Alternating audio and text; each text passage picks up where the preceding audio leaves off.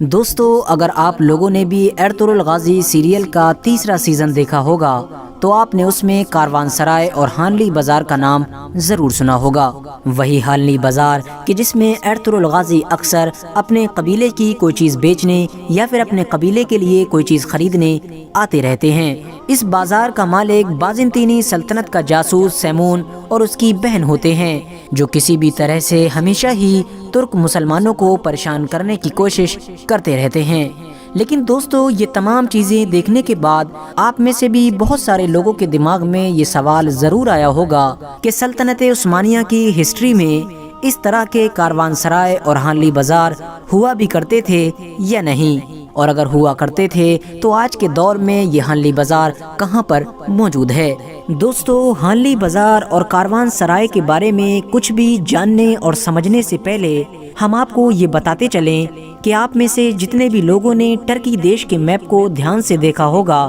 وہ سبھی لوگ یہ بات اچھی طرح سے جانتے ہوں گے کہ ٹرکی دنیا کا ایک ایسا دیش ہے کہ جو ایشیا اور یوروپ کے بیچ ایک پل کا کام کرتا ہے۔ یعنی اگر آپ کو زمینی راستے سے ایشیا سے یوروپ کے لیے جانا ہے تو آپ کو ٹرکی دیش سے گزرنا ہوگا، اور وہیں دوسری طرف اگر کسی کو زمینی راستے کے ذریعے سے یوروپ سے ایشیا میں آنا ہے تو اسے بھی ترکی کی زمین سے گزرنا ہی ہوگا۔ اور شاید یہی وجہ ہے کہ اتہاس میں ہمیشہ سے ہی ترکی دیش کو ایک الگ اہمیت دی جاتی رہی ہے۔ سلجوق سلطنت کے دور میں بھی یوروپ کے جو ویاپاری ہمارے دیش بھارت یا پھر چائنا یا پھر عراق ایران جیسے دیشوں سے مسالے خرید کر یوروپ لے کر جایا کرتے تھے، ان کو بھی ترکی دیش سے گزر کر ہی جانا ہوتا تھا، جس کے بدلے میں سلجوق سلطنت ان سے ٹیکس وصول کیا کرتی تھی۔ اور اس ٹیکس کے بدلے میں سلجوق سلطنت نہ صرف ان سارے ویاپاریوں کی جان کی حفاظت کیا کرتی تھی بلکہ اپنے ایریے میں ان کو سفر کی بھی ساری سہولت دی جاتی تھی،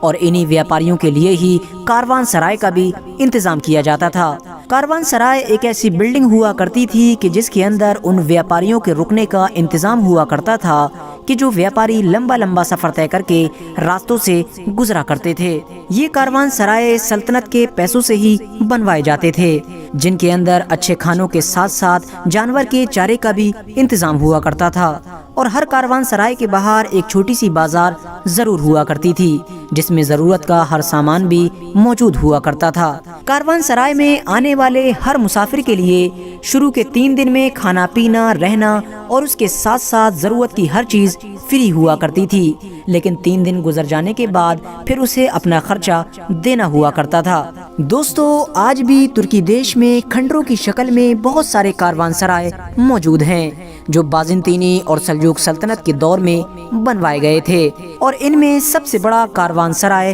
سلطان ہان ہے جو 1229 میں اسی سلطان علاء الدین کیقوباد نے بنوایا تھا کہ جنہیں ارطغرل غازی سیریل میں بھی دکھایا گیا ہے۔ ان سبھی کاروان سرائے کو آپس میں ایک دوسرے سے اتنی دوری پر بنوایا جاتا تھا کہ جتنی دوری کا راستہ کوئی بھی مسافر کم سے کم ایک دن میں پورا کر سکے، تاکہ جب بھی کوئی مسافر ایک کاروان سرائے سے صبح کے وقت روانہ ہو تو شام تک دوسرے کاروان سرائے تک پہنچنے میں کامیاب ہو سکے اور اپنی رات آرام کے ساتھ اسی کاروان سرائے میں گزار سکے۔ دوستو، اب اگر بات کی جائے ارطغرل غازی سیریل میں دکھائے گئے ہانلی بازار کے بارے میں کہ آخر وہ ہانلی بازار آج کے دور میں کہاں پر ہے، تو آپ کو بتاتے چلیں کہ آپ میں سے زیادہ تر لوگوں نے یوٹیوب پر ایسی بہت ساری ویڈیوز دیکھی ہوں گی کہ جس میں یہ دعویٰ کیا جا رہا ہوگا کہ ترکی کے استنبول شہر میں موجود گرینڈ بازار ہی ارطغرل غازی کے دور کا ہانلی بازار ہے، یعنی وہی گرینڈ بازار